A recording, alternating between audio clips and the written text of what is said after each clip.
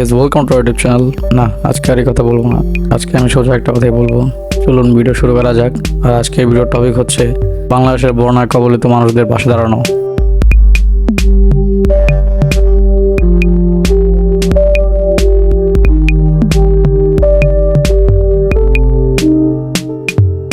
আপনারা হয়তো বা একটা কথা সকলেই জানেন, আমি জাস্ট মনে করিয়ে দিব।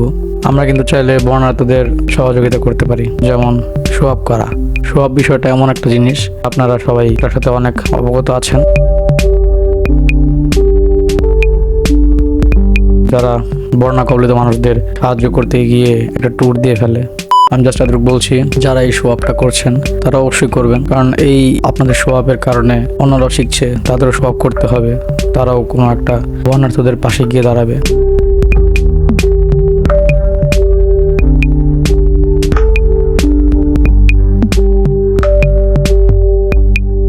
কিন্তু একটা জিনিস চিন্তা করুন, আমাদের সবার হাতে স্মার্টফোন এখন বর্তমানে।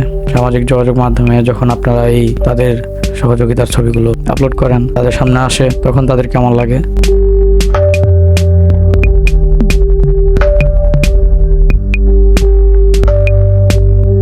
আপনারা একটা কাজ করতে পারেন, ছবি তুলতে পারেন।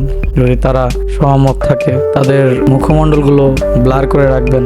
এটা করতে পারেন। মানুষের অভ্যাস কোনো সময় যায় না, অভ্যাস মানুষের দাস।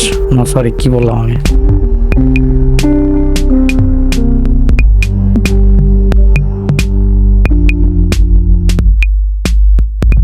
একটা কথা চিন্তা করে দেখুন তো, আমরা সবাই মিলে যদি যে যার সামর্থ্য মতো 10, 20, 25 যেমনই হোক অর্থ সবাইকে দান করি, তাহলে কেমন হয়?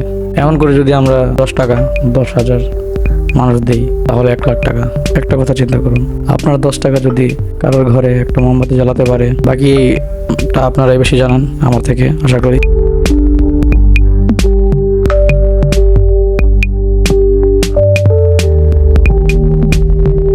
আপনাদের মাঝে কিছু কিছু ব্যক্তি আছে, ভাই বলে তো দিলেন, কিন্তু সাহায্য কোথায় করব?